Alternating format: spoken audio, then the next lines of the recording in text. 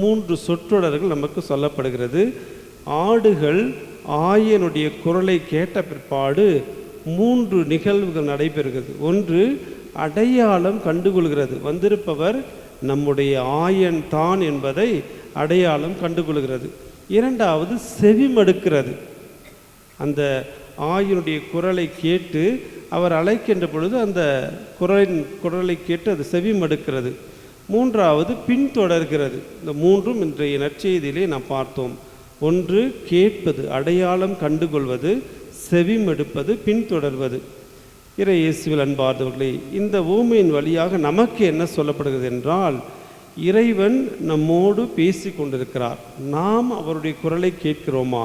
உண்மையாகவே கடவுள் ஆயனாக இருந்தால், நாம் எல்லோரும் உண்மையான ஆடுகளாக இருந்தால் அவருடைய குரலை கேட்க முடியும். எப்படி?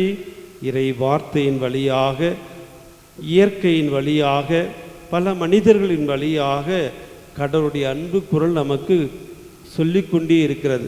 அந்த குரலை நாம் கேட்கின்றோமா? அடையாளம் கண்டுகொள்கிறோமா?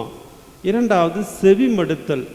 செவிமடுத்தல் என்பது அந்த சொற்களின்படி வாழ்வது. நாம் வாழ வேண்டும். கேட்டால் மட்டும் போதாது, ஆனால் அதன் சொற்களின்படி வாழ வேண்டும்.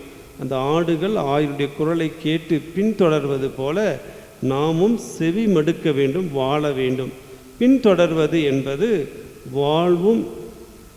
வாழ்வு முழுவதும் இயேசுவை பின்பற்றி ஒரு பயணம்.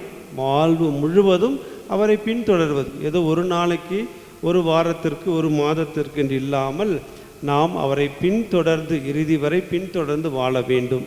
எனவே ஆயன் நம்மோடு பேசிக்கொண்டே இருக்கிறார். இறை வார்த்தை வழியாக, இயற்கை வழியாக, நல்ல மனிதர்கள் வழியாக, திருப்பலியின் வழியாக, மறைவுரையின் வழியாக கடவுளுடைய குரல் நமக்கு கொடுத்து கொண்டே இருக்கிறது.